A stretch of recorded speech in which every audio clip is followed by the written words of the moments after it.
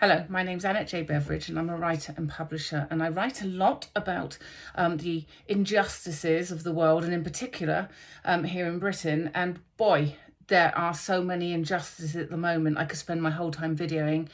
Now, one in particular that I want to talk about is, all the people who've been excluded from any type of financial support from the government this year. Okay, not the whole of this year, but from the lockdown.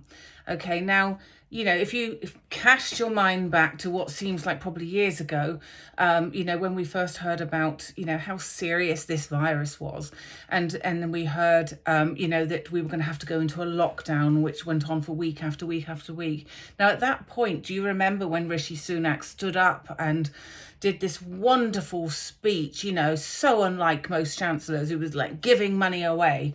Well, sadly, he excluded about 3 million people at that point. Now, you kind of think, well, maybe he could be forgiven because, it wasn't a bit of a rush. This type of situation's not usual. It's unprecedented. So, okay, what else could he do? But since then, we are now on the third payment that has been given to people, whether in sort of furlough or, the self-employment payment and the grants and things like that for businesses. And again, all those people that have been excluded, yes, they're still excluded, and it's not right. It really is not fair. So, okay, there's a fantastic support group called Excluded UK, and so if you have been excluded, then it's worth you looking them on Facebook and on Twitter. Now, they really have been trying to drive media attention, towards this case, and they really are doing a remarkable job. But I just wanted to build out some awareness of this, so that it's a very real and very serious situation. Because can you imagine having no money since March? I mean, you can't really, probably, because you'd be going, well, how can I pay my rent or my mortgage, or how can I put food on the table, and what do I do about the children? And that's the whole point. These people have had zero, a big fat zero. Now, okay, I know this to be true because I'm one of the excluded as well.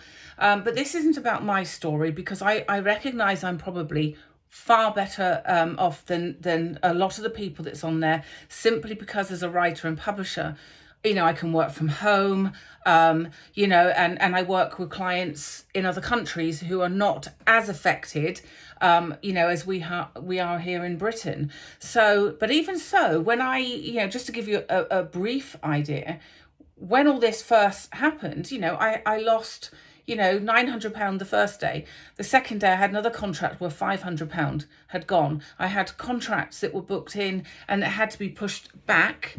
So, which is fine. And then I had new contracts which were booked in, and they said, hey, Annette, I can't take the risk at the moment. So within a week or so, my work had gone, or a lot of it.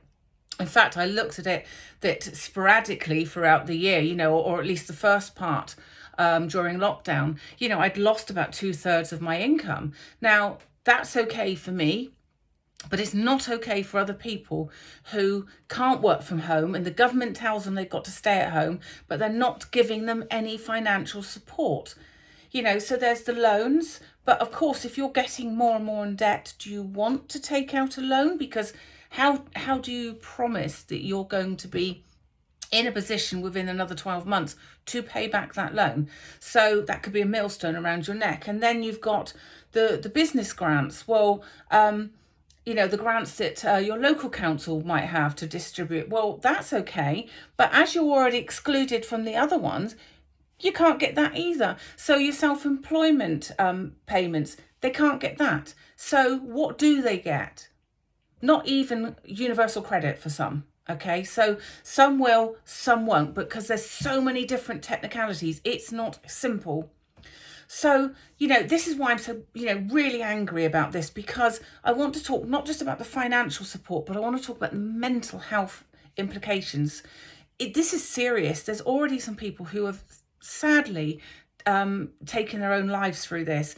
So can you imagine the despair that has led them to the point where they can't pay their bills? They might be worried about losing their homes and being on the streets, or their life has gone completely wrong and they don't know what to do. And I have to say this, government, you know, Rishi Sunak, Boris Johnson, this lies with you. This is at your door, because there is no way that this was necessary.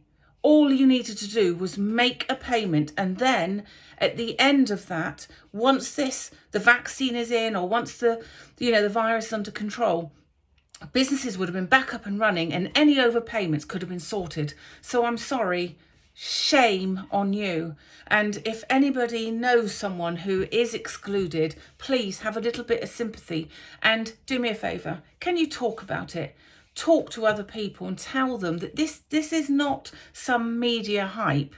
These are real people, real lives who are struggling, and they really deserve emotional support at the very least. Feel free to share this video. Feel free to tweet about it. Feel free to write it down on Facebook. Whatever you need to do, you will really be spreading the word. And they would, I'm sure that I speak for the other people to say that they would be really appreciative of it, and I am too. Thank you.